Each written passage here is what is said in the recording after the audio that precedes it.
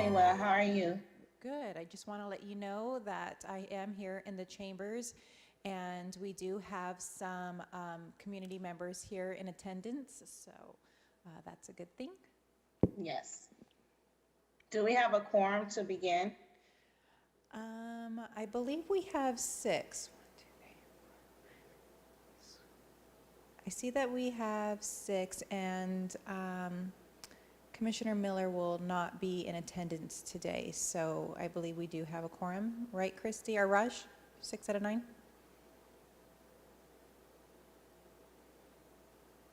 Yes. Yes, sorry, I was muted. I apologize. It's okay. Good evening. I now call this meeting of the Parks, Recreation, and Arts Commission to order. Would the city clerk please do roll call? Yes. Commissioner Vang? I do see her in attendance. Commissioner Apuda? Commissioner Miller will be absent. Commissioner Cummings? Here. Commissioner Singh? Commissioner Barraza? Present. Commissioner Parks? Here. Vice Chair Dolan? I am present. And Chair McCoy? Present. We will now move on to the Pledge of Allegiance. Will everyone please stand?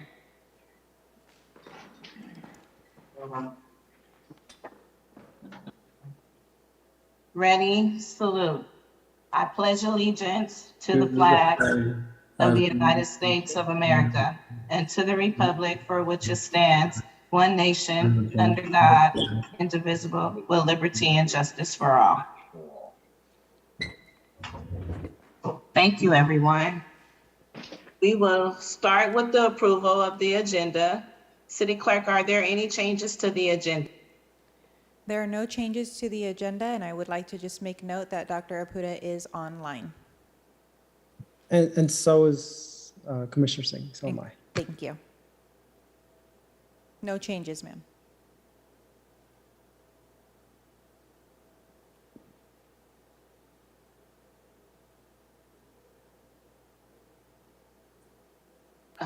Is there a motion to approve the agenda? I was on mute, I apologize.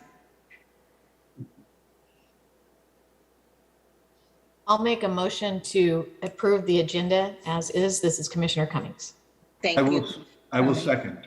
Thank you, Vice Chair Dolan. Secretary, can you please do a roll call vote? Yes. Commissioner Vang?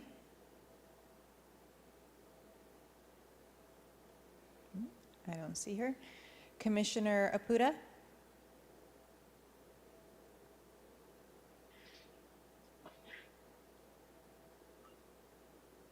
Okay. Yes, if you didn't hear me. I can hear you. Commissioner Cummings? Yes. Commissioner Singh? Yes. Commissioner Barraza? Yes. Commissioner Parks? Yes. Vice Chair Dolan? Yes. And Chair McCoy? Yes. We will now move on to the approval of the minutes. Are there any changes to the minutes of May 2nd, 2022? There are no changes. Thank you. Do I have a motion to approve the minutes?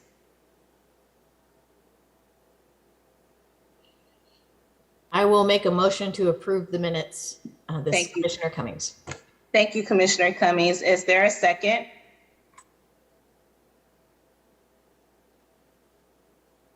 I will second it. Secretary, can you please do a roll call vote? Yes. Commissioner Vang is absent. Commissioner Apuda? Yes, Commissioner Cummings? Yes. Commissioner Singh? Yes. Commissioner Barraza? Yes. Commissioner Parks? Yes. Vice Chair Dolan? Yes. And Chair McCoy? Yes. We will now move on to subcommittee reports. Does the Cultural Arts Plan Subcommittee have an update it would like to provide to this commission?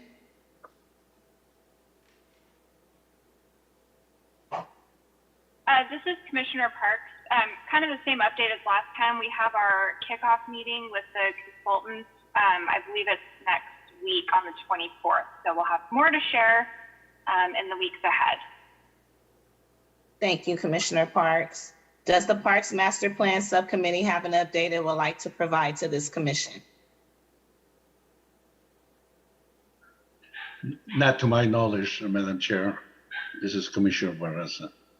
Thank you, Commissioner Barraza. We will now move on to member reports and comments. As a reminder, this is a time for commission members to report anything they feel important for the public or commission to know, but it's not a time for a discussion. Commissioner Barraza, do you have any comments or reports? Yes, Madam Chair.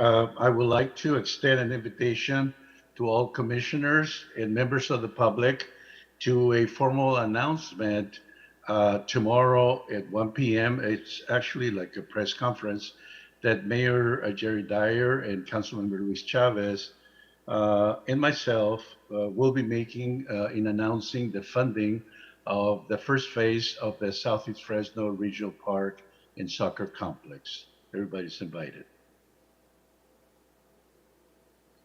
Thank you, Commissioner Barraza, and congratulations.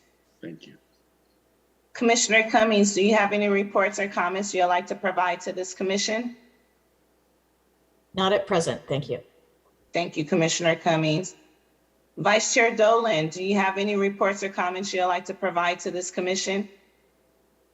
Not this evening, thank you, Chair. Thank you. Dr. Apuda, would you like to provide any comments or reports to this commission? Yes, I would like to provide a comment. I would like to offer a hearty congratulations to my dear Vang for being one of the finalists for a Pulitzer Prize. She is one of our amazing local poets. She's also a faculty member at Fresno State. And in addition to that, she was awarded the Promising New Faculty at Fresno State. So to have a Fresno local individual who was one of the top 3 for the Pulitzer Prize deserves a shout out. Absolutely, congratulations. Commissioner Vang, do you have any reports or comments? No reports, no comments. It's just, I missed the last meeting. I was at my uncle's funeral. He was a prominent leader in Fresno. What a beautiful event, celebration of life for him. And so it was just really nice to celebrate him and being a part of, just a pathway, right, that our elders are leaving us as we are reaching closer to our 50 years and providing us pathway to be in leadership roles. So it made me reflect of my parents and also all the elders, men and women who fought during the Vietnam War. And I can't wait until Laura Yang, who is actually leading the work for the 50-year anniversary, to bring the story of our struggles and also the opportunity that America had provided for our Hmong families. So it's going to be a beautiful story. Same way how we celebrated 40th last time, but I think this year is going to, the 50th year, which is coming soon, is going to be a little bit more unique because I think that a lot of the people that we look up to with COVID, with pandemic, we lost a lot of them during the pandemic. So very emotional, but at the same time, just reflecting back on the past and the present and the future. So I'm really excited for this project, and I can't wait until this be shared with everyone in the community. Thank you, Commissioner Vang. Commissioner Singh, do you have any reports or comments? I do. Just want to extend a heartfelt invite to my fellow commissioners here, city staff, and the public to an event that I had previously stated was a wrong date. We're having a mural unveiling and a community block party at Just Want Sing Colorado Park on May 22nd. Huge shout out to the Parks Department. Aaron's super helpful, and District 3 office staff, Councilmember Arias. We'll be having, or the block party is open to everyone in Fresno. We want everyone to come out and, you know, first of all, see like, you know, a one-of-a-kind mural that's been built in Fresno, honoring Shahid Jaswant Singh Kalra. We have various human rights activists from, the mural is literally a reflection of our community here, and it's so beautiful. So I really hope y'all get the chance to come out and check it out. We'll have games for the kids, resource booths for everyone. So just an open invite to everyone. May 22nd, it's gonna start at 3 p.m. And if anyone is interested in, you know, having a booth set up there, definitely hit me up and we can make that happen. Thank you, Commissioner Singh. Vice Chair Dolan, did I call on you already? Do you have any reports or comments to make to this commission? You did call on me and I did not have any comments. Okay, just making sure. I lost track. I'm trying to follow everyone on my screen here. I don't have any reports or comments to make to this commission at this time. So we will now move on to workshops. Item number 10-A, ID number 22797. I'm sorry to Workshop. interrupt. I apologize to interrupt Chair McCoy, but we still have city administration and parks. You know what? I need to put on my glasses. I missed that part. And I see all the hands up to flag me. I thought I was on a roll here. All right, city administration and park staff reports and comments. Does anyone from the administration have any reports or comments for the commission? Hi, Chair McCoy. Thank you, TJ Miller. I just wanted to remind everyone that the mayor will be doing his budget rollout next Wednesday, the 25th. I believe it's at 11 o'clock. And then I understand that you folks are going to have a special meeting on the 31st to also go over that information. Thank you, TJ. Does anyone from the park staff have any reports or comments for the commission? Chair McCoy, Aaron Aguirre, Parks Director. Just wanted to follow up as promised. Starting tomorrow, park staff will be going through the diversity inclusion training. So tomorrow morning is our first session, and that will be from our supervisor level all the way up to the director myself. So wanted to let you know that training was taking place tomorrow. Thank you. Thank you. Commissioner Parks, did I forget to call on you? You did, but it's no problem. I'm sorry. No problem. I just wanted just to quickly apologize to all of my fellow commissioners and city staff and the public. I had to be in Sacramento today, actually for a DEI training, which was really incredible for a nonprofit board that I serve on. So I am in my car and I'm being safe right now, but I'm going to have my camera off. And I'm sorry to everyone that's in the chambers if there's no commissioners there. My apologies for the unfortunate participation circumstances tonight. Thank you, Commissioner Parks. Be safe, please. We will now move on to unscheduled communication. Would any member of the public like to speak on any issue within the jurisdiction of this commission? As a reminder, if you have a comment regarding any workshops on the agenda, this is the time to make a comment, as public comments is not taken at the time of the workshop. You will have up to 3 minutes. Yes, Chair McCoy, I do have Kyle Schmidt.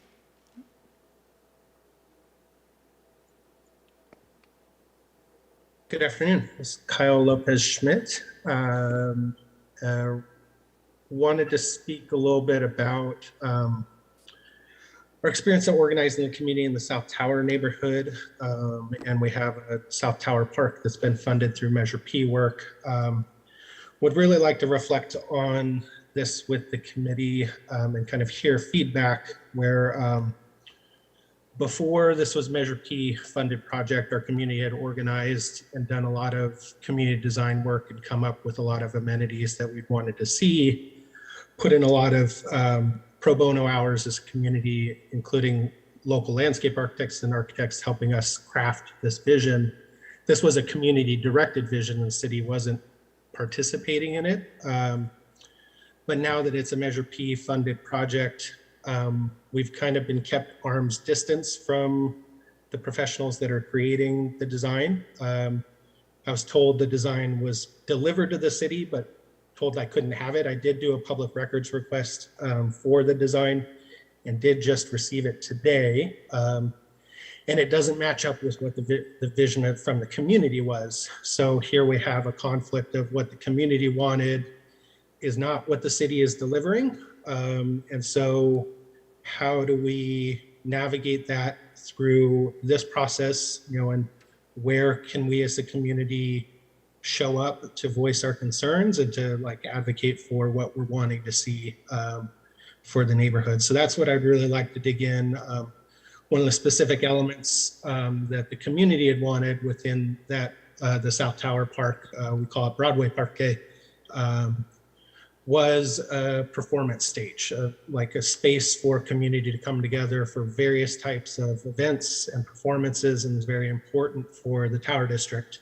But that's an aspect that's gotten left out, and we've been given excuses of why that is around noise issues, but we've continued to do a lot of outreach in the neighborhood and collect data. And we have data that shows that the neighborhood's not concerned about noise. So really want to bring that into the space and have the chance to talk with the commissioners about that and see, with this being one of those first projects going through, how do we really want community involved in defining the parks that come into our neighborhoods, and who's ultimately making those decisions, and who that impacts the most. So really want to bring that into the space and welcome any feedback about that. And anybody's welcome to contact me to continue this conversation. Thank you. Thank you. Next, we have David Roberts.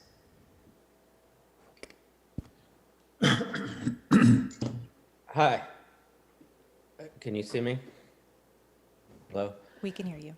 Okay. My name is David Roberts. I'm a certified general contractor, and I was a teacher for biology and science for years, and I'm a ceramic artist. And I want to make a mural at the Woodward Park and Eaton Trail threshold. And the reason I want to do this, it's public art. I want it to be a community-built project. And we actually already had kids from University High build the mural. I believe in enhancing the public space and beautifying Fresno. And I wanted to have the mural educate people on the local flora and fauna of the San Joaquin Valley. I don't see anything on my screen. Yes, I apologize, Mr. Roberts, but I believe the item in which you want to present to the commission is actually item 12, and we haven't gotten to that yet. I'm sorry. No Okay. worries. Okay, thanks. You're welcome. Next, we have Lisa Flores.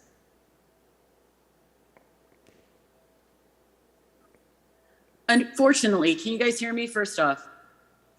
Yes. Yes. Unfortunately, I wasn't able to open up all the presentations, so I couldn't review them. So I really can't comment on something I haven't seen.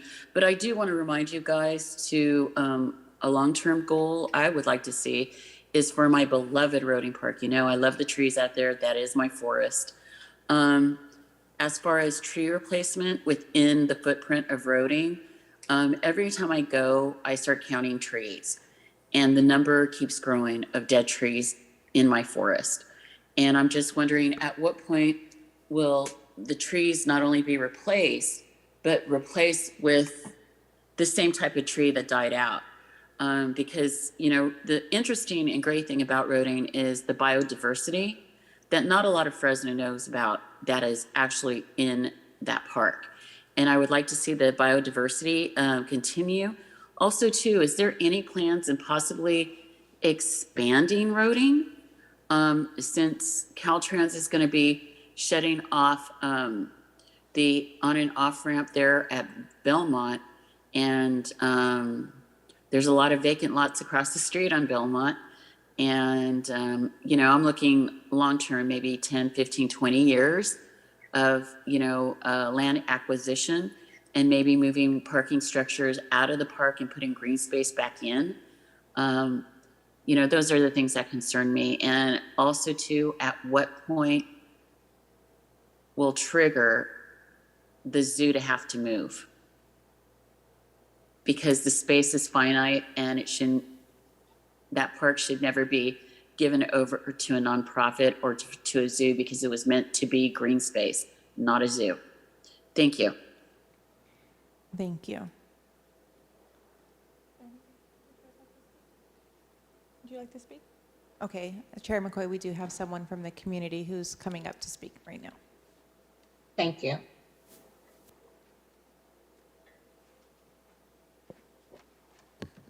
Good evening, Commissioners. It's lonely here tonight. There's 3 other people here from the public. I'm asking, I had this discussion already with the clerk, very gracious response, that access to these meetings be streamlined so that it's easier for the general public to get on. We had several people today who've tried to get on. I know that there are different links, different ways to connect.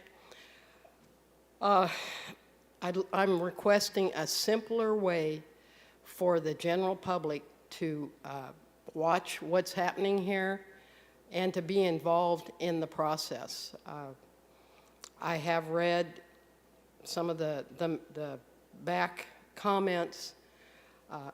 How can we help do that? We have an intensely involved community of residents in El Dorado Park. There were 10 that met with Interim Director Miller when we first started the Capriolio Center. We're not really aware of how that's evolved. Very interested. And also now that there's interest in Wesley United Methodist Church's property, we're interested in how to participate, how to actually attend something. I came tonight because the last meeting I was not able to, that I attended, I was not able to participate because I didn't understand you have to register separately to be a participant. It's a little different, probably due to security, which is warranted. There's a little bit different way of dealing with Zoom that's more direct that most of us are used to. So thank you for your time, and I'm looking forward to working more closely with parks as you develop in El Dorado Park. Yes, go ahead.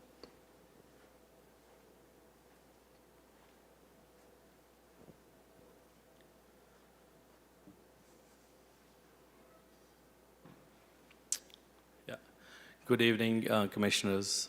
My name is Sukhvinder Cheeman, and I'm a financial professional in Fresno, and also the coach of field hockey. I started teaching kids last year, and we have more than 50 kids from the age of 5 to 14.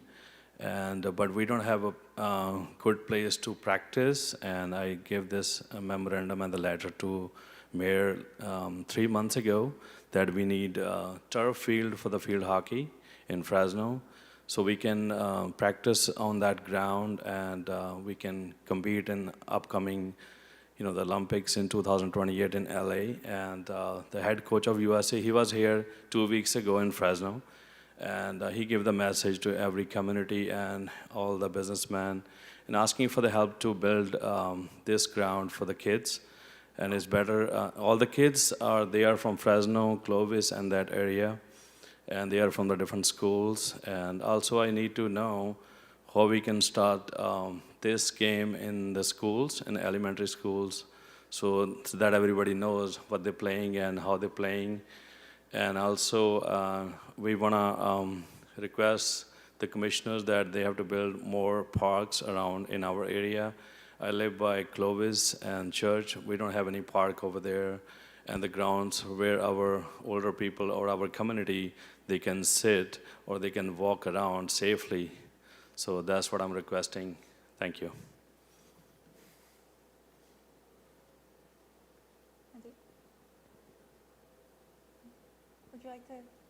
would you like, no? Okay, Chair McCoy, that's it for public comment. Thank you, City Clerk. We will now move on to workshops. Item number 10-A, ID number 22-797, workshop status of in-progress capital improvement projects funded by Measure P fiscal year 2022 funds. Would a member of the Parks Department please begin the presentation?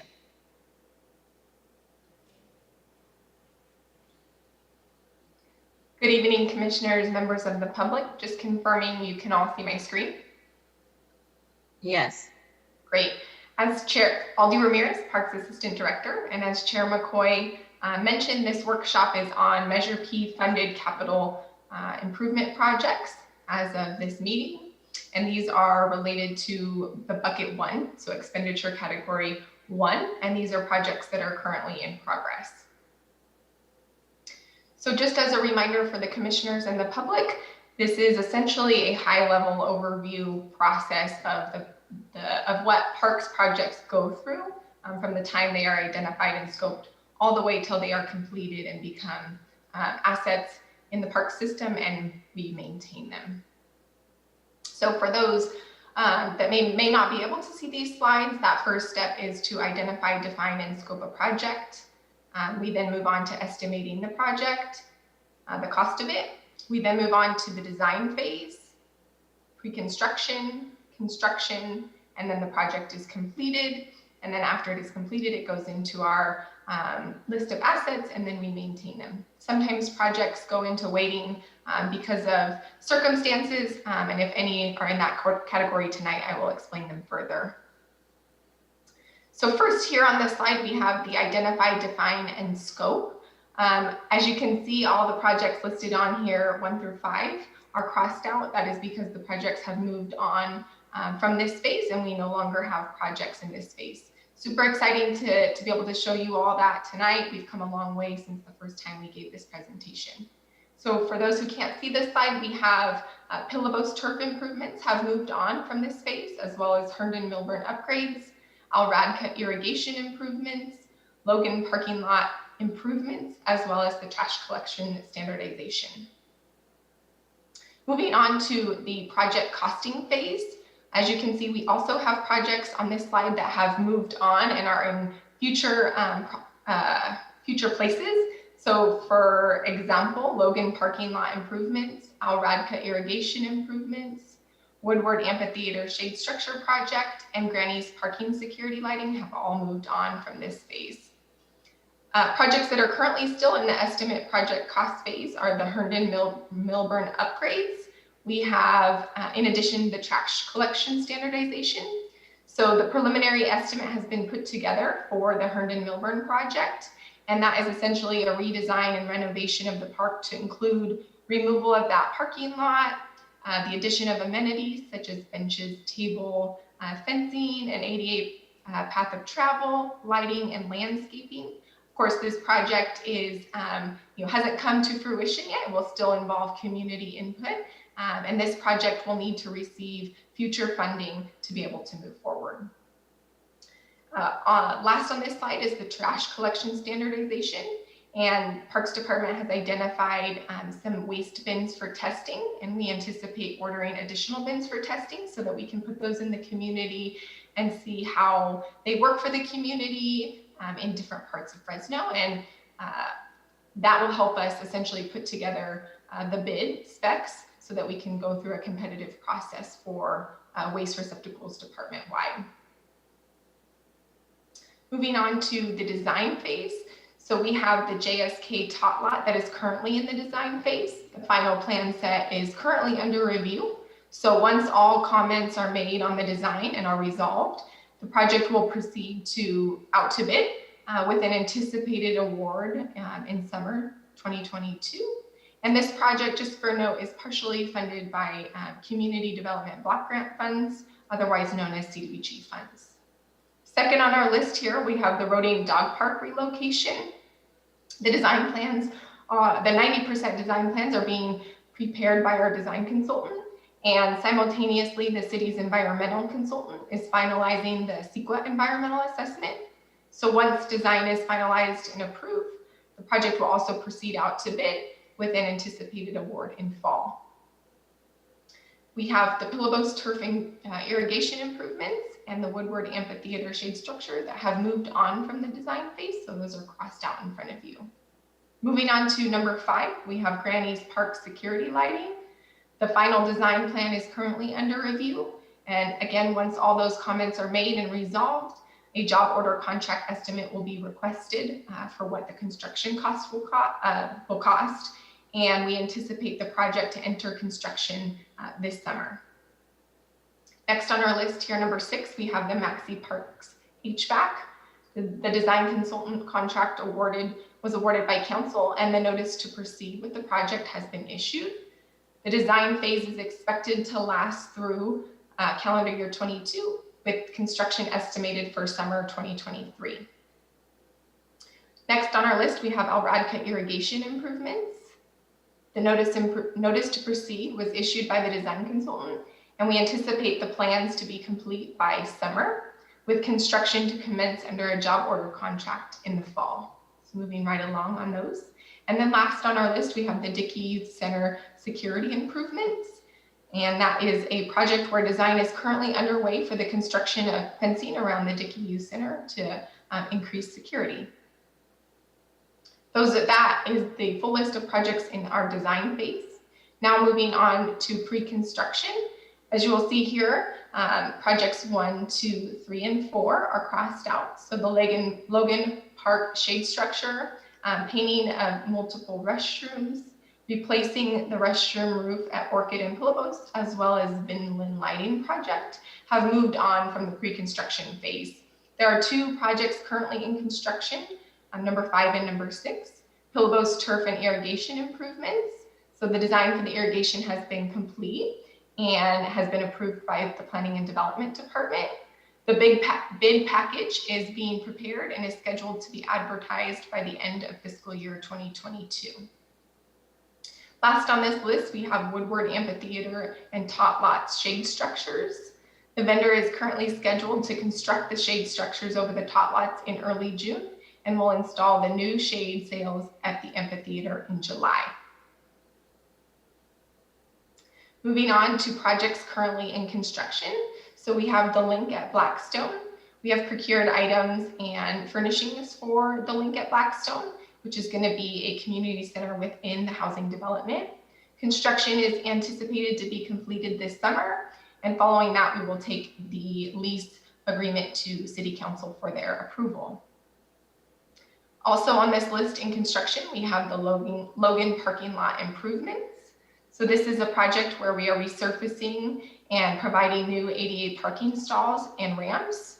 That was completed in the south lot already, and then work is currently underway in the north lot to complete concrete improvements to the curbs as well as the ADA ramp. So those are the projects currently in construction. Moving on to completed projects, which is super exciting. We have increased our list to 13 projects on this list that have been completed and now are become park assets. So that includes the JSK turf rehabilitation, the Rotary East Pickleball Court resurfacing and lighting project, the Frank H. Ball ADA compliance feasibility study, the Pinedale parking lot, Cary Park hockey resurfacing, Cary Park irrigation improvements, the Granny's modular removal, Toll House Tot Lot fence and benches, Einstein Center painting at multiple restrooms as well as replacing the roofs, Logan Park shade structure over the play area, and the Vinland pedestrian path lighting. The last slide of my presentation tonight for workshop number 1 is projects in waiting. So we have crossed out 2 of those. And then the third project on this list is the Maxi Parks testing. We're almost to completion with this one. We have submitted a report to the water board, and we are just waiting in that review period for further feedback from them. That concludes my presentation. I will stop sharing and we can answer questions.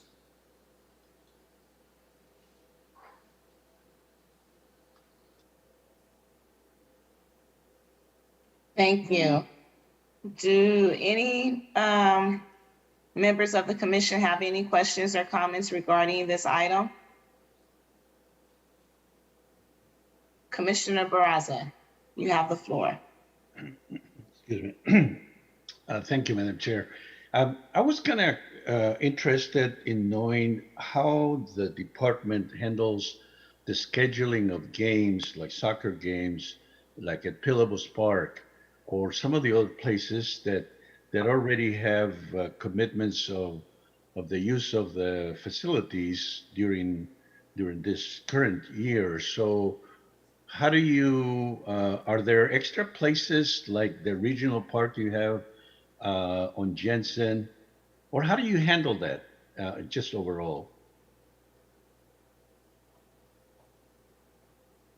So, and Aaron can add to this, but great question, Commissioner Barraza. So our goal is to not impact reservation or services we provide to the community as much as possible. So an example of that would be the amphitheater at Woodward. We're replacing those shade sails, and we're really trying to work in between events that are going on there, whether they're concerts, etc., and trying to find a window of time where it's appropriate to install them depending on the amount of construction.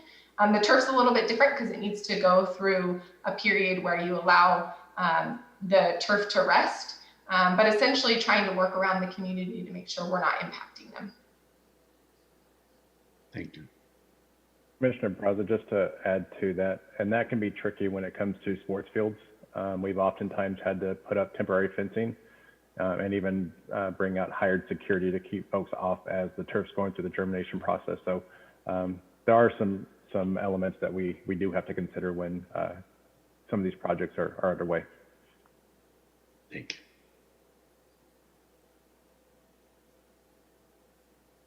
Any other questions, Commissioner Barraza, before I move on to Commissioner Singh? I just noticed that, Madam Chair, just thank you for facilitating another question. I noticed on the Milburn Park, I noticed that it's already in the process, the bidding stage. I'm just kind of curious, how long does that process take? Because I was there at the park yesterday, and obviously the turf looks pretty dry, and there's a lot of dirt. So I'm just curious as to, looking at the next steps, how long will that take before they fix that problem? And I can answer that question, Commissioner Barraza. So that typically will go through a 4-week kind of advertisement period. During that 4-week period, we'll have pre-bid meetings with various contractors that come through, ask questions, and at times even have a site walk of the park. Once we get beyond that, we will open bids and go through the procurement process, go through and make sure the low bidder has all their correct documentation. We will then go to council approximately 30 days after opening those bids, go through the award process. In dealing with turf and irrigation, that's typically going to be a fall type of a project. Don't want to plant grass during July, August while it's hot, but work could definitely start this probably August as far as the trenching, changing the irrigation control panels. I know there's a booster pump issue, so a lot of that work could happen beforehand, and then some of the planting and some of those improvements would be towards the fall. Thank you. You're welcome. Thank you, Commissioner Barraza. I will now move on to Commissioner Singh. You have the floor. I just had a quick question about the trash standardization collection, or trash collection standardization. Is that just for our parks, or does that also include our trails? So that would be our, collecting our parks trashes every, X amount of times per week or whatever. But does that also include any of the trash cans by our trails? So Commissioner Singh, the project that Ms. Ramirez presented, that's standardizing the look and feel of our park trash receptacles, trash as well as recycling, which then could, with the help of Public Works, kind of go towards the trails. So what we're looking at, oftentimes you go through our parks, we have aluminum trash cans, we have rubber trash cans, kind of open tops. During the winter, rain gets in there, kind of creates a mess. We have folks that are able to get in and take recyclables. Sometimes that trash gets spread out throughout the park, or if they overflow, we have other issues. So what we're looking at, we're testing these in our community centers, we're testing them in our neighborhood parks, our regional parks, and just seeing where maybe where they stand up to the amount of traffic we receive. And so that's really what we're looking at in this this project here. Okay, yeah, I misunderstood. My apologies.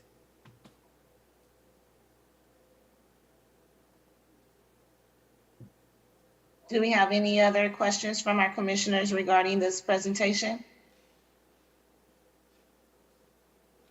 All right, we will now move on to item number 10-B, ID number 22-796, workshop overview of new park and facility developments funded by Measure P fiscal year 2022 funds. Will a member of the Parks Department please begin the presentation? Good evening, commissioners, members of the public. Now we're on workshop number 2, and this is a presentation related to Measure P funded capital projects, essentially new parks and facilities in bucket 2 or expenditure category 2 of Measure P. Here on slide 2, we have the overall process again for parks projects. So this mirrors essentially the slide from the first presentation, all the way from identifying and defining a project through completion. For projects in bucket 2, we have 3 projects that have already moved on from the identify, define, and scope phase. Those are South Tower Broadway and Elizabeth project, the Van Ness Triangle Echo Weldon project, and the Citywide Senior Center project. The 4th item on this slide is the El Dorado Park area acquisition, and we are currently in negotiations and continuing those conversations for a potential acquisition of land in the El Dorado Park area. Moving on to the estimating of the project. We have the South Tower Broadway Elizabeth project has moved on from this phase.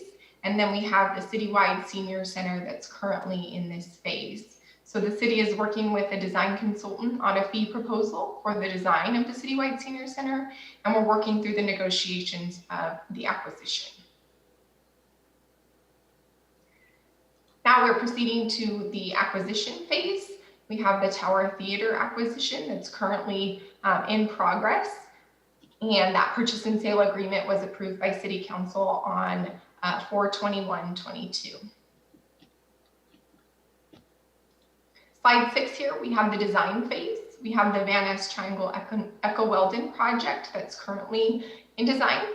The adoption of the environmental assessment and award for the street improvements is scheduled for the June 9th City Council meeting. And the consultant is currently preparing the 90% design documents for the park. And we are targeting December to award the park construction agreement. On this slide, we also have the South Tower Broadway and Elizabeth project. A community meeting occurred virtually on February 8th, where input was received from the community regarding the space and the desired amenities for consideration. 30% design plans were received and are being reviewed. Once those 30% plans are finalized, the notice to proceed to 60% design will be issued, and we anticipate design completion and plan approval by end of calendar year, with a bidding and award in early 2023. We have no projects currently in the pre-construction phase at this time. We have Bulldog and 6th, or the Paul Capriolio Center, currently in construction. Construction is scheduled to begin this month and will continue through fall. And this will include, for the North Building, 2 multi-purpose rooms for youth and senior programming, restrooms, as well as an office. We have no projects in bucket 2 that have been completed at this time, and we have no projects that are currently in waiting. And that concludes my presentation. We're available for questions. Thank you, Aldi. Do any of the commissioners, Commissioner Parks, I see your hand up. You have the floor. Thank you. I actually have questions about a couple of the projects. So first, the acquisition in the El Dorado Park area. I believe this was on the council agenda last week in closed session. I understand property negotiations are in closed session, but could you tell us a little bit more about the timeline for that and a little bit more about what, like why the city is looking at doing an acquisition in that area? So in terms of the timeline, that's going to be contingent upon how those negotiations go. You know, it goes back and forth between the seller and the city. So I'm not privy to those conversations in closed session, but as we become aware of them and as the department gets direction, then we proceed with moving the project forward. And at any time when that becomes, you know, information that we can share, we will absolutely update this presentation and share that with you all. In terms of the green space out there, Aaron, if you want to talk a little bit more about that. Sure. Thank you, Aldi. So the proposal on the Wesley United Church, what they're looking at potentially is kind of the southern piece. It equates to about 2 acres. As you come into the church, there's a drive approach. I wish we would have had a map here, but essentially we have a modular building there now that we program out of. Just to the west of that is a tot lot, and then to the west of that is a big open green space with a community garden. That would be a part of the purchase. And then in addition to that, to the east, there are basketball courts and kind of asphalt, kind of tot lot basketball courts, and I think 4 square, things of that nature. So that would all kind of be included in that footprint. Like I said, approximately 2 acres. And regarding funding for that, so we're of course in the budget planning season. So if the negotiations don't complete by the time the budget is approved, will that continue into the next fiscal year? Like, what does that look like as we're planning for Measure P expenditures? Yeah, great question. So if those negotiations don't come to fruition by the end of the fiscal year 2022, that money doesn't go away. So those Measure P, those revenue dollars will continue to stay until they are used. So essentially we carry them over into the next fiscal year and we'll appropriate them again and can continue to use them. So thank you for that follow-up clarification. So I'm just hearing that there's like, it doesn't have to be a rushed process, that acquisition, like there's time to like come up with the best plan for the church and for the community and get lots of community engagement. Correct. Awesome. So my second question is about the Tower Theater acquisition. So I followed this a little bit during the council discussion, or during that, that council meeting where this was approved. And I believe, as Councilmember Soria mentioned, utilizing cultural arts bucket funds from Measure P.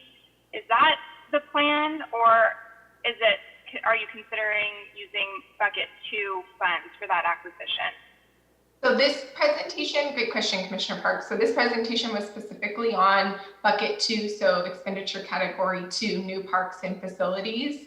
And that's why it was brought up tonight. So it's not using bucket 4 expenditures or revenues. The reason the cultural arts plan needs to be written and completed before we can spend any of that bucket 4 money. And that's what, and I apologize, I should have put two and two together, pardon the pun, of course. That's what my question was, is I was concerned about not having that plan in place and planning to use bucket 4 funding. And then I do just want to speak to what we heard both from Kyle Lopez-Schmidt and also from Jackie Holmes about this kind of feeling of having done a lot of labor for the Broadway Park and for El Dorado and Bulldog and Six, and those community members sort of feeling like they're disengaged from the process. So I guess I just want to comment and make sure that as these plans are coming together, that the city is doing everything that you can and that we can as a commission to make sure that we're recognizing all of the work that is done. And I was concerned to hear that Kyle had presented plans and the plans have changed. So just a comment, and then maybe as a follow-up question, like what are the ongoing plans for that kind of community engagement to make sure outside of, our commission meetings are a place where that happens, but what else is in the works to make sure that people are having a say about the parks that are going into their communities? That's a great question, Commissioner Parks. So we will check with our project managers. Normally they scope the community engagement in the design consultant agreement. So we can follow up on that and check what level of engagement is continued on through the plans. I know we did the initial community meeting for South Tower, San Pablo, and Tennessee Wills. So we will circle back with staff and check with our Public Works Project Manager on the additional level of community engagement there. I just really do want to hone in and encourage that. I'm a little bit more familiar with the Broadway Park project, and I followed it just through social media, and I know a lot of work has gone into it, and I know if I were part of that community, I would feel pretty frustrated if I felt like I wasn't being heard and that the suggestions the community has really put together are not being incorporated. So just want to make sure that that's happening. Thank you for all the time. Thank you, Commissioner Parks. Great questions. I was gonna echo your comments, just making sure that Kyle and Jackie, the communities that they represent, that they are involved in the community engagement process, so residents don't feel like that their voice is not being heard. It's very important to have residents' voices being heard, especially when it comes to things coming into their communities and their neighborhoods, such as the parks that are there. Getting their input on designs and what they would like to see, because they are the ones that are using the parks. So it's very important to make sure that their voices are heard. I'm gonna go ahead and pass it over to Dr. Apuda. Thank you, Madam Chair. City staff, I wonder if you could clarify something for me. I may be confusing some issues here. But is there a direct relationship between the citywide senior center, Bulldog and 6th Building, El Dorado Park? Are those things related in some way? I'm thinking about past presentations you've made to us, and I may be conflating things, but could you help me out with that? Great question, Commissioner Apuda. So the projects that you mentioned, the Citywide Senior Center, the Bulldog and 6th Paul Capriolio Center, and then I forgot the third one that you mentioned, those are all separate projects. So just the city looking to expand our footprint in terms of centers and spaces that we can provide services to the community, but they are separate projects.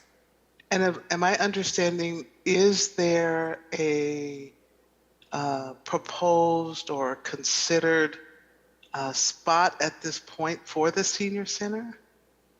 The property acquisition is currently in negotiations, so that's confidential. They're going to go to closed session on that, and then once we go to closed session, we'll be able to. So you're not at liberty to say what that location is that what I'm hearing? Correct. Okay, thank you. And then the last thing, I think 3 meetings ago, we had conversations. I'm echoing some things that have already been said about community engagement, but we had conversations about the fact that community members were saying they were not getting information. And I requested at that time for an agenda item for commissioners to literally bring resources, folks, etc., that we should make sure are on whatever lists are being used. I'm wondering if I could officially ask for an agenda item for us to, in advance, for commissioners to get, here are the people we're communicating with, so we could see who is left out of that list that we're aware of, that should be on those lists, to make sure as much as possible that the community is being informed of meetings, of hearings, of all of those things. Can this be an official request for an agenda item on that? Commissioner Apuda, do you mind if we take a second and talk about that? So the list, so we communicate in multiple different ways, right? We have social media, Parks has. I'm sorry, can you start, but you're a little choppy for me. Yeah, no worries. So we have multiple ways that we communicate. I just wanted to talk through to make sure that we are on the same page here. One of those being a distribution list that was put together back when the Parks Master Plan was put together. So that has over 500 individuals on it, and we're currently going with staff through a cleaning process of that data. That way, when we get bounce backs, right, we can delete those folks, or if we get a bounce back, and it's updated to, you know, I no longer work here, we can update that to the new person. I think it wouldn't be the right public setting to share those 500 people and their information, but I'm thinking a better way maybe for me to connect with you, each of you individually, and make sure that anybody that you know of that isn't being represented or has said that they're not getting information, that I can get that information from you all and add it to the distribution list. So I'm hearing you say you don't think it would be, in terms of protecting people's privacy, to get that list to the commissioners. Is that what I'm hearing? That would be my instinct knee-jerk reaction, just because I don't know if they would want to be shared, but I'm happy to work with you individually and have folks added to that. And our goal is to reach as many people as we can, and we're definitely engaging with our community outreach specialists to ramp up and create an engagement plan. We're just not quite there yet. I got you. Yeah, I'm just looking for a way for commissioners to provide additional names for you all that may or may not be on that list. So I think what you've recommended is fine with me, to communicate with each of us directly and have us get names, and then you can look and see if they are or are not on that list. Yeah, absolutely. That way I don't have to look at 500 names. Agreed. I'm good with that. No, thank you. No problem. Thank you. Do we have any other questions in regards to this presentation? Yes, this is Commissioner Cummings. May I make a comment? Yes, Commissioner Cummings. This is something that had come up about obviously 3 or 4 weeks ago with the purchase of the Tower Theater. And I just want to make space for it now. I will say that as a commissioner, I was approached at a public event about the concept that the Tower Theater would be purchased through Measure P funding.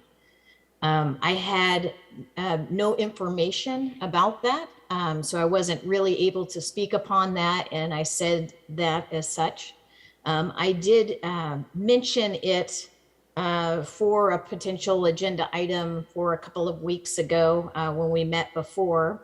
My concern is that the Tower Theater, obviously historic, cultural component of our community, but the way that process kind of came to us as a commission with the lack of understanding, I can say from my point of view, of where the public input was besides for what we would see in the newspapers. So that decision making that, okay, now we bring to the commission that we are purchasing the Tower Theater with Measure P funding. I don't know still what the answer is when I talk to my community members who are concerned about, number one, is that the most appropriate way to expend Measure P funds? And has there been any community input beyond what we see, when it comes to, media coverage? So I'd like to put that out there. I do not believe that I'm the only one who's concerned about that process. I think that we could be continually confronted with the presentation that this is what we're doing with Measure P funding, and us having the question as commissioners, is that really the appropriate way to utilize those funds? Great questions, Commissioner Cummings, and I'm going to rely on our legal here to help answer those questions. So I was listening, but I didn't get the specific question, so I apologize in advance. But I heard that you were approached by community members about the use of Measure P funds, and you were not sure of how to respond because you didn't have any information. But what is the legal question or the administrative question that I can assist with, Commissioner Cummings? Can we expect this as a standard operating procedure that we will be the last to know? So I think that is actually not a legal question that I can answer That is a question for the administration. But what I can tell you is that pursuant to the authority under the charter and budget resolutions, there is the ability in certain limited circumstances for money to be moved around for purposes that are consistent. There is the ability for that to happen, but whether or not the scenario of the commission being informed is something that you think would be regular, I think that is a question best suited to be answered by the administration. I will say that it's typically in the work that I've done in the past, there would be some level of talking points for us as commissioners to be able to address something that is out there in the media saying that, you know, this is how we're using the funding. And I would like to be able to direct community members to more information, more credible and organized information on the talking points of how the decision was made, why it is connected to Measure P funding, what portion of city funding versus Measure P funding, those kinds of things. I find it very uncomfortable that the process was done completely separate from the commission. I just want to say before anyone answers or responds to Commissioner Cummings, that Commissioner Cummings, I agree totally with your comments tonight. Being questioned as well about the purchase of the Tower Theater and not knowing how to address them or how to even explain to them has put us in a position.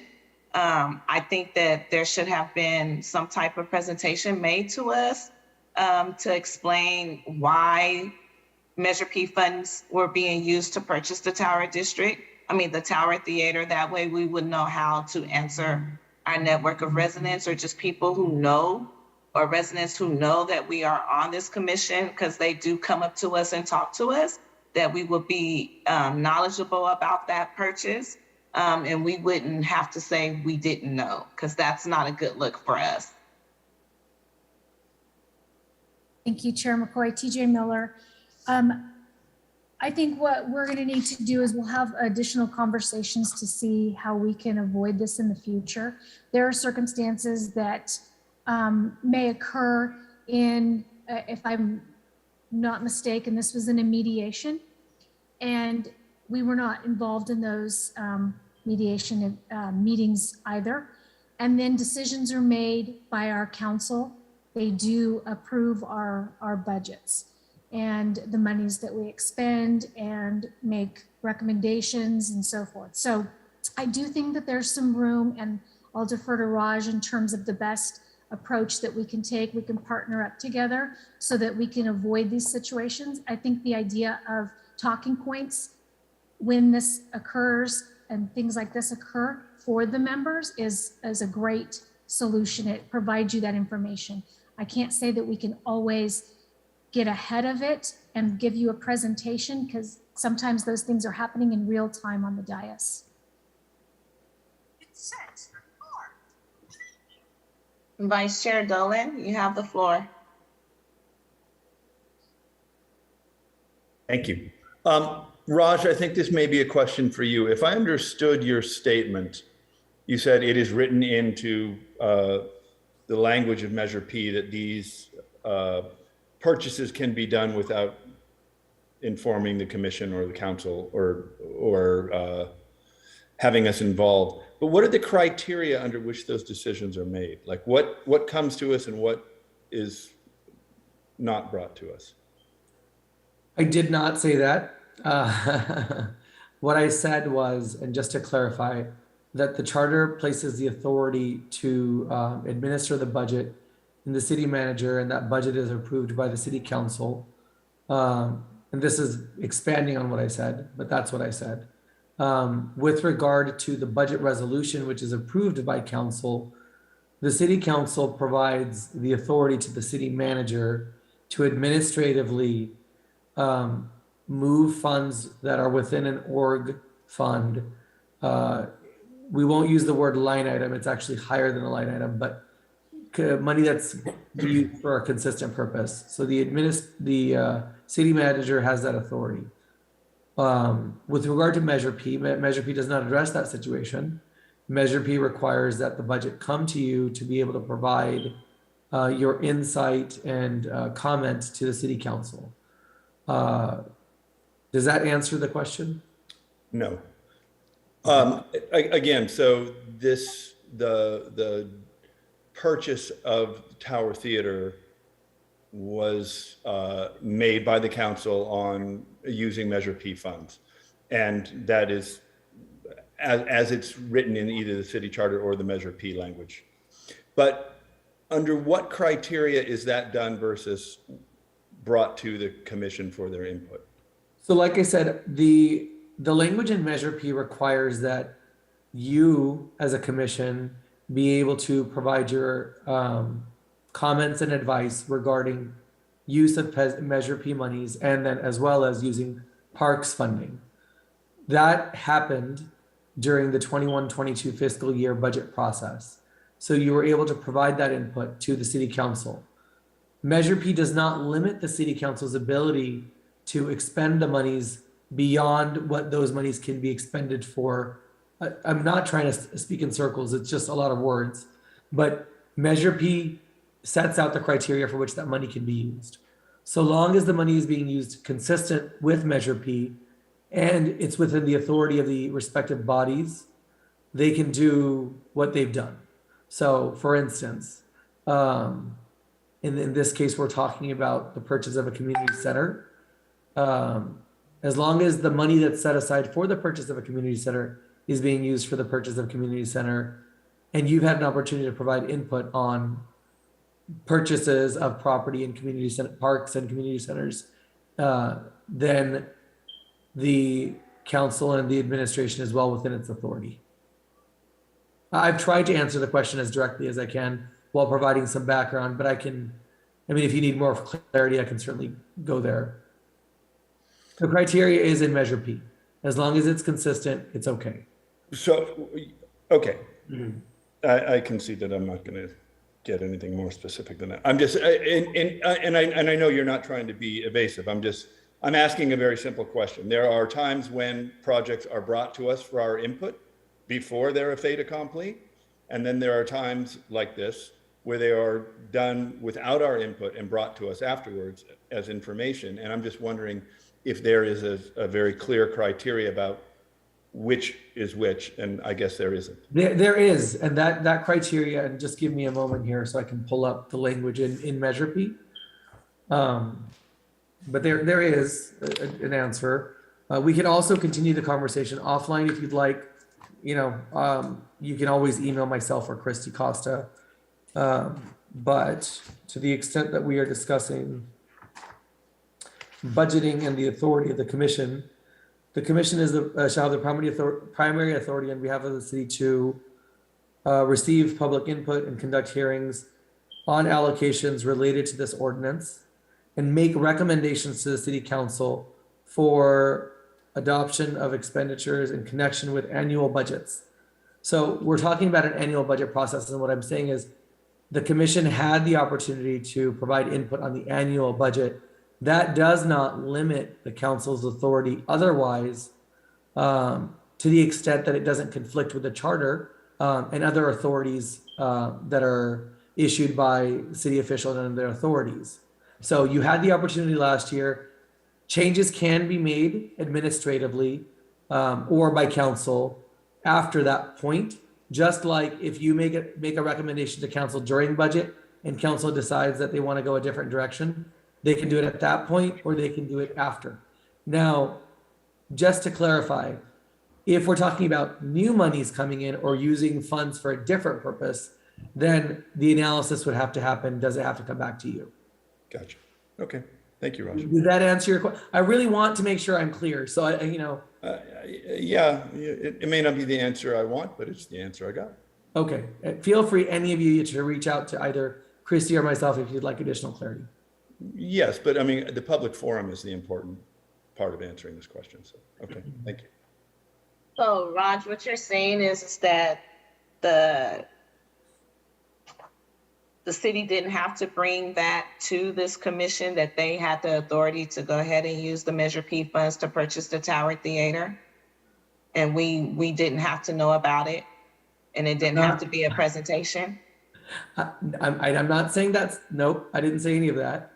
What I'm saying is that the authority is in the budget resolution and in the charter, and it is consistent with Measure P to use the funds as they were used.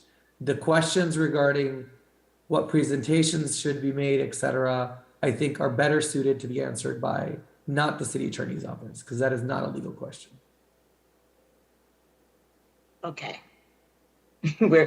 We can have a conversation offline, because this can take up another hour and a half, because I see hands going up and I have several follow-up questions, but I will leave it at that and go to Commissioner Parks. I see your hand up. Thank you, Chair McCoy.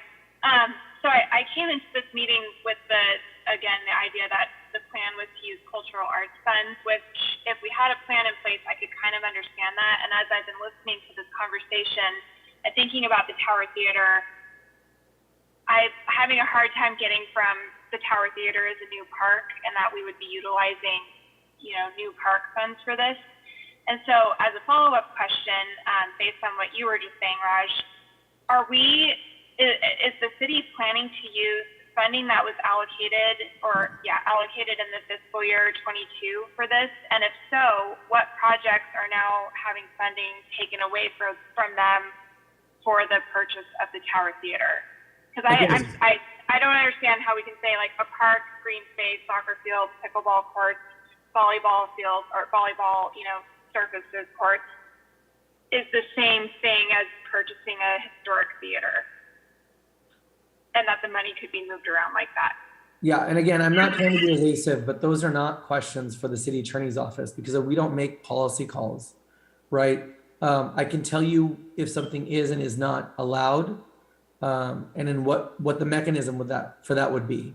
So to the extent that you are questioning the purchase of a recreational space, then bucket 2 funds would be able to be used for the purchase of a recreational space, whether it's green or otherwise. That is written into Measure P. That's bucket 2. That's the language there.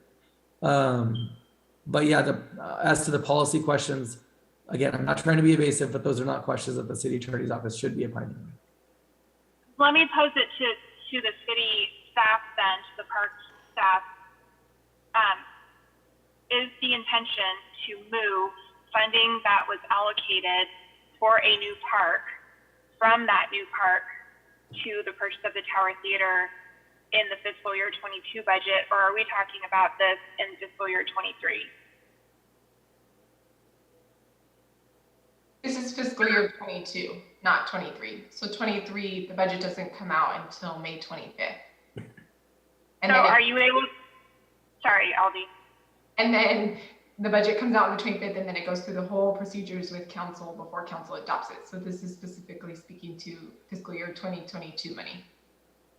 Are you able to tell us like what the consequence then is to other parks that we did see when we were going through this process last year at this time?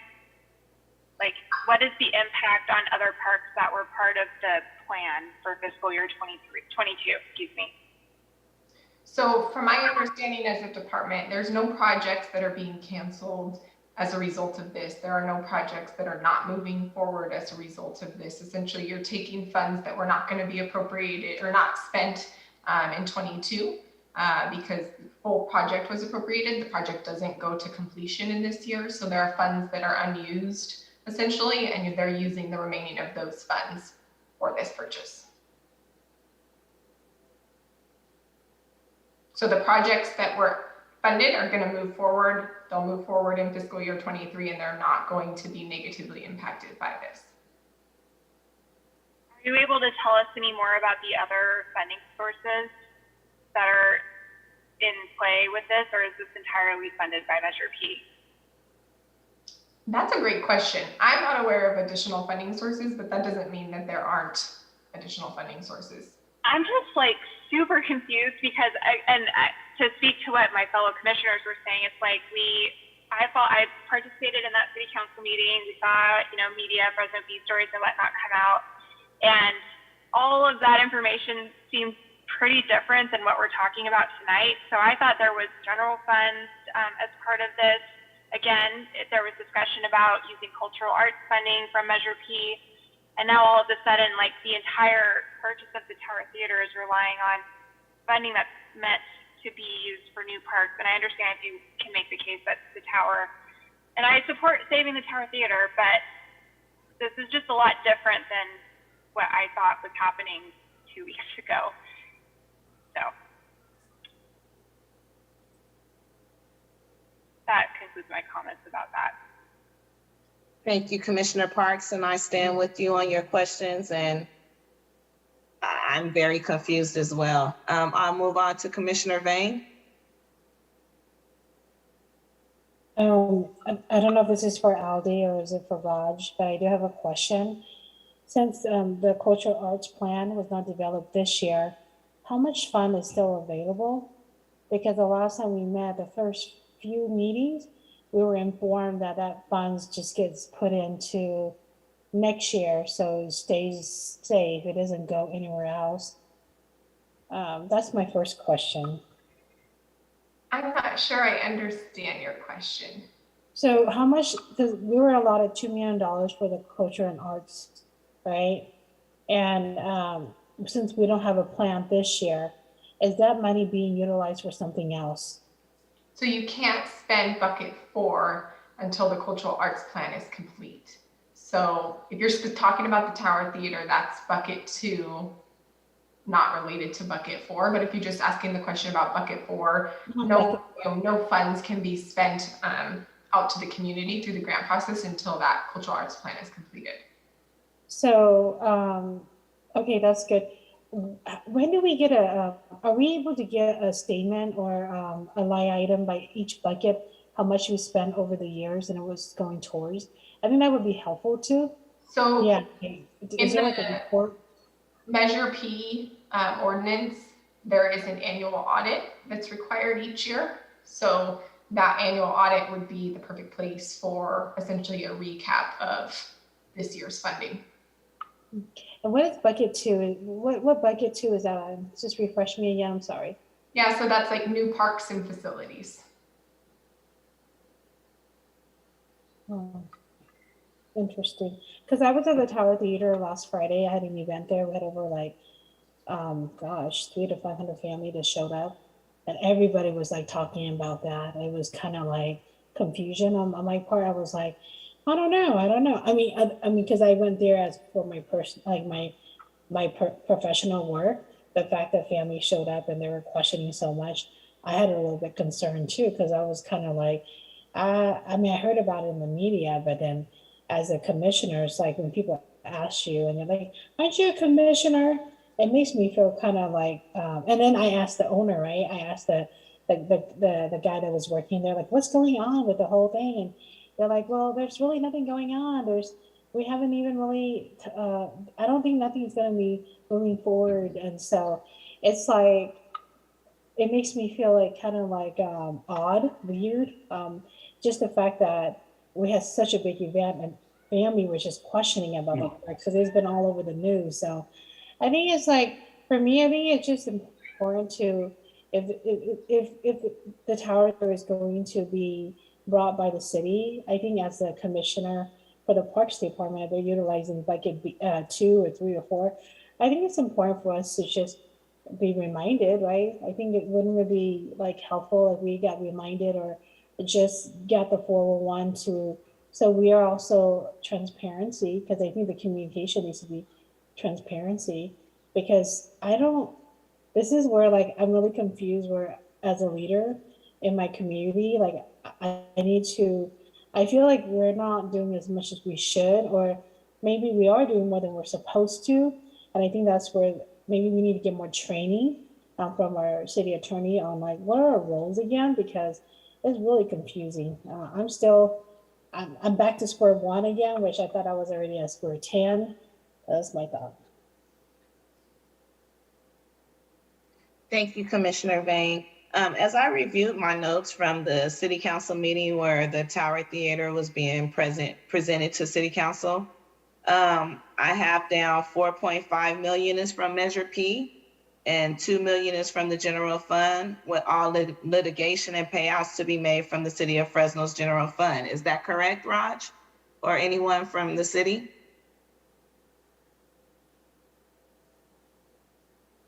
I'm gonna let somebody else answer that. Chair McCoy, we were checking with the budget office to get those numbers for you. I recall the number being 3.6 and then some additional funds, but we can double check and get back to you here in a few minutes, hopefully.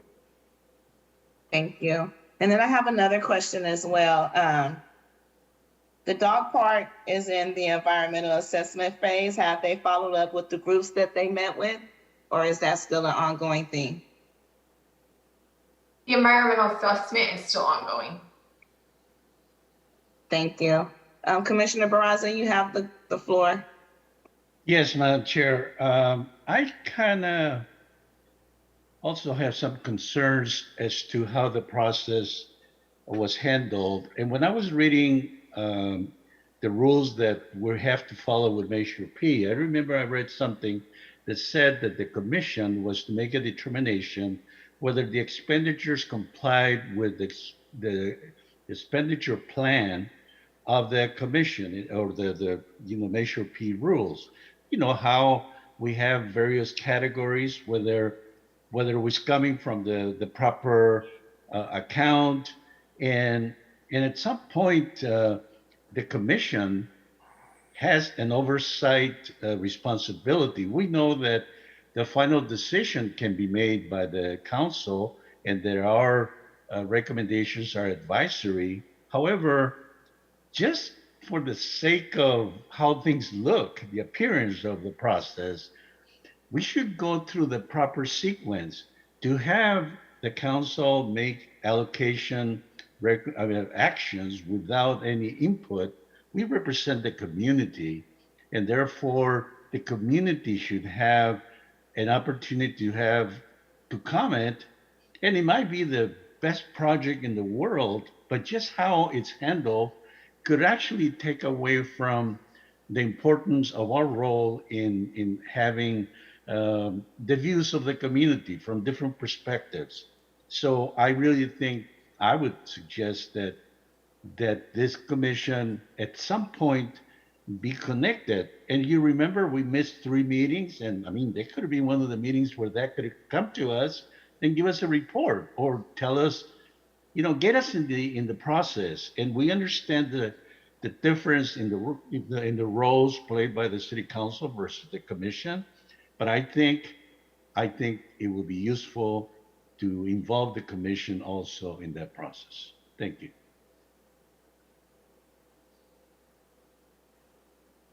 Thank you, Commissioner Barraza. Do any of my fellow commissioners have any other questions in regards to this presentation?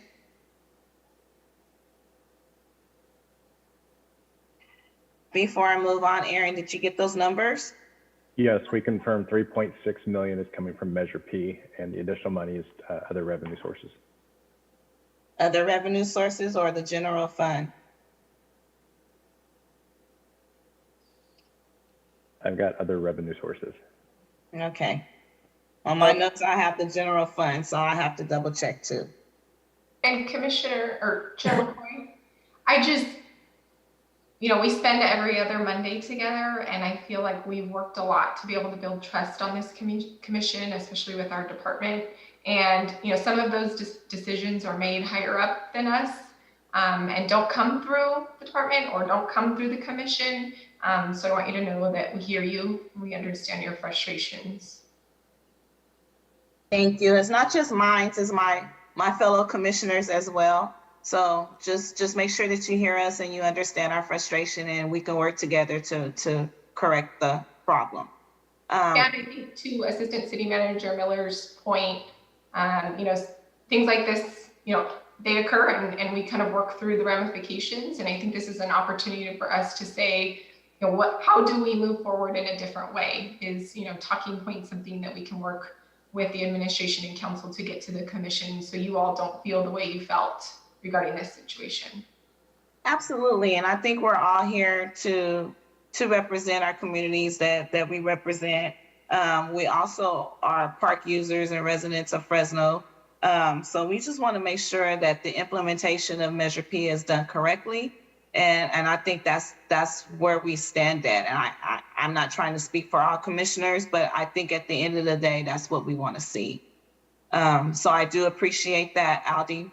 And I'm looking forward to continue on working with city staff as the chair of the committee with input from my commissioners on how we can build a better communication and be able to be more involved in things and not be caught off guard like how we were with the Tower Theater purchase. I'm going to go to my vice chair. You have the floor. Thank you. So I'm just curious now that we understand the breakout of funds. So it essentially 2/3, 1/3 came out of the Measure P budget and 1/3 came out of other funds. Does that mean this is 2/3 of a park, 2/3 within? How exactly does that work, that we are mixing funds, and what then does that make the Tower Theater in the end of that analysis? Are you, Commissioner Dolan, are you asking about the asset itself? Yeah, exactly. It will be a park asset. Okay, A even though. community center. Gotcha. Okay, thank you very much. So TJ, what you're saying is that the purchase of or correct me if I'm wrong, but the purchase of the Tower Theater would be used as a park and not a theater like how it is, like for arts? Not necessarily a park, but it'll be a park asset. So for example, we have Veterans Memorial. That's also a park asset. The Mukes Home, park asset. So there's other things other than green space, but it's all part of the park system. Got it. Okay, any other questions in regards to this presentation from my fellow commissioners?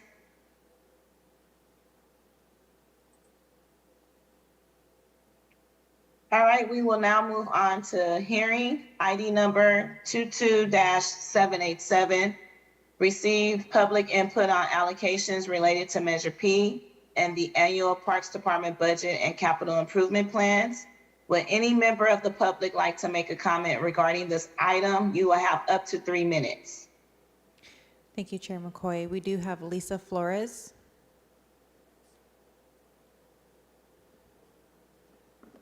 Thank you. I just want to say thank you very much for asking about the dog park, because I didn't realize where it was at in the planning phase. And I think it's very important that the Parks Department have open communication with us in the dog park community, because we're really concerned about hawks and putting the small dog side in the clearing, because our little puppies need some trees to hide out from those hawks. Second, I love the fact that Measure P funds is going to be used to buy the Tower Theater. It is not only a great performing arts venue, but it's also an economic anchor for a central business district here in Fresno. And I think that just dovetails in so many things. And I'm also really glad that I attended, I always attend the city council meetings. So I was very, very concerned that, when they're using Measure P money, and I know there's all this litigation, they made it very, very clear that the litigation cost, every single dime for litigation, and if there's a settlement, does not come from Measure P funds, but it does come from general fund, which is wonderful. And, I think that I'm kind of curious of why they're paying more than what Adventure Church was going to buy it for. But, that's a discussion for attorneys and everybody else. I don't care. I'm just glad that Measure P money is going to be buying the anchor for my neighborhood. It is very important that that venue stays performing arts. And I just see all the wonderful programs through the Parks Department that this venue could be utilized for. I just see it as such a positive, and I thank you guys for, your support, and I understand the the communication problem with City Hall. It's who doesn't have a communication problem with City Hall, But anyway, hopefully it'll get better, but I thank you very much. Thank you. Is there anyone else from the public that would like to address item 12?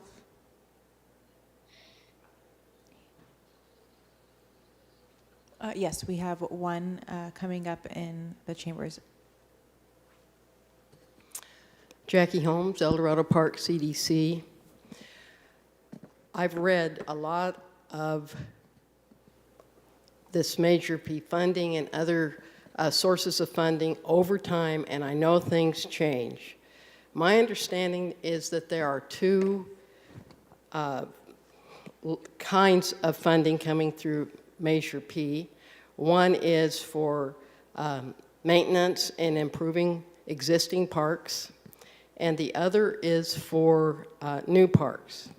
Is that correct?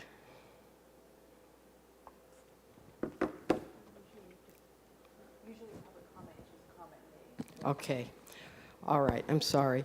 That's my understanding, and I saw some funding come through for the 6th and Bulldog Lane Park. It wasn't called Capriolio, and it was pipeline for a new park. Now, I could be wrong about that, but I would sure like someone who is better able to put all the pieces together to be able to tell me, is that a pipeline park connected to other sources of, is it a pass through to Wesley and the senior center or something? Is it a new park? So that's my comment. I apologize if this was an inappropriate time to bring that up, but it is a concern I have, and it has to do with the budget and how the funding is used. Thank you. Thank you, Jackie. Next, we have David Roberts.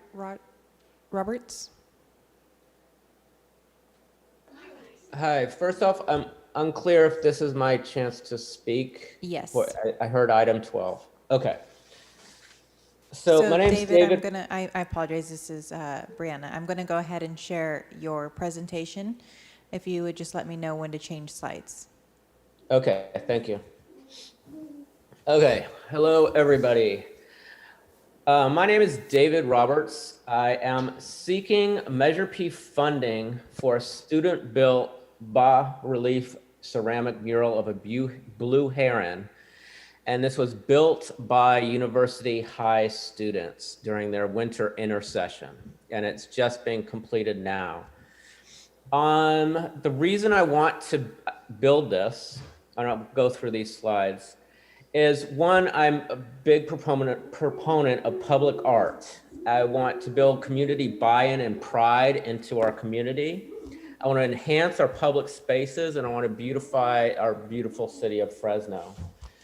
The purpose of this specific mural is to educate the public and students about the native flora and fauna of the San Joaquin River. My background, I'm a certified general science and biology teacher.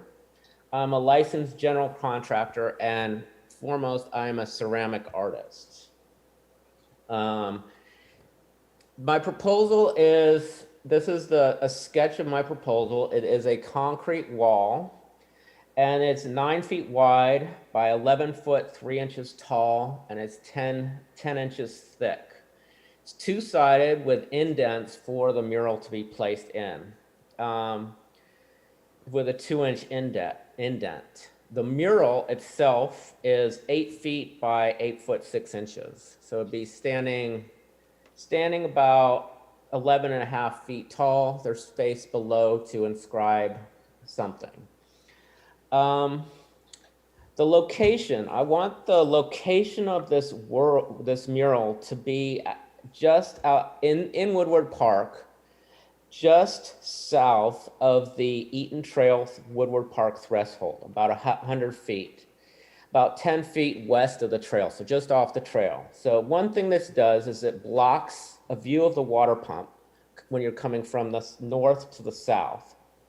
Second thing this does is blocks a view of the traffic when you're going from south to north. The entrance sign, and it'd be more like an entrance sign in and out of the park from the Eaton Trail. I'm requesting the Woodward Park area because I'm a science teacher, and I firmly believe that people should know what kind of flora and fauna exist in the world in which we live in our native world of Fresno. So this is I chose a blue heron, one of the prominent species of our ecosystem here. If you go to the next slide, please. This is my prototype of what I've made. So I built this one. It's about 2 feet by 2 feet. The students, we built it, as I said, 8 feet by 8 foot 6 inches. So these are the colors I chose. They are a muted type color and they are graffiti proof. Let's go. So that would be on the first side of the concrete wall. The second side would be built by students at a later date and time. Let's go to the next slide. So these are students during their winter intersession. And Mr. Roberts, can you start wrapping up? I have allowed you 3 minutes already, so can you start wrapping up, please? Yeah. So this is students from University High. They built this. This is the mural that they built. They rolled the clay out. They subtracted it. It was cut into 360 tiles. It's bisque fired, and they came, and go to the next slide. They just got done glazing it. Community buy-in. I've been working with Mark Sandriff, Beautify Fresno, Brian Russell of Scott Mosier of Public Works, Sharon Weaver of the San Joaquin River Parkway. I have Bob Harris, Structural Engineers, donating plans. Fresno State with Kathy Adams and Uno Majorca donated use of their ceramics department, and Jeffrey Hickman allowed the class to happen. I know there's concerns about maintenance by the mayor. I would put a 10-year warranty on my work for the tile and construction of the wall. Graffiti would be covered by the city, and vandalized tile, I could do a contract basis based on damage. The total cost I'm asking for Measure P's funds for is $40,000, roughly. And thank you. Thank you, Mr. Roberts. Do we have anyone else from the public who would like to make a comment or a presentation, Brianna? Oh, could you go one more slide? Anyone? Chair McCoy, we do not have anyone else from the public.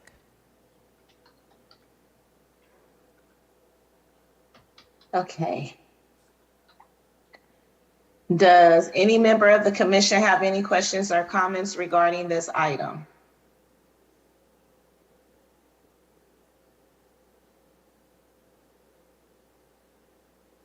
Trying to make sure I can see everybody. All right, before adjourning the meeting, I would like to announce to the public and commission that I am calling a special meeting that will take place on Tuesday, May 31st, 2022 at 5:30 p.m. The purpose of the meeting is for the park staff to provide a presentation of the mayor's proposed fiscal year 2022-2023 budget prior to our commission related, prior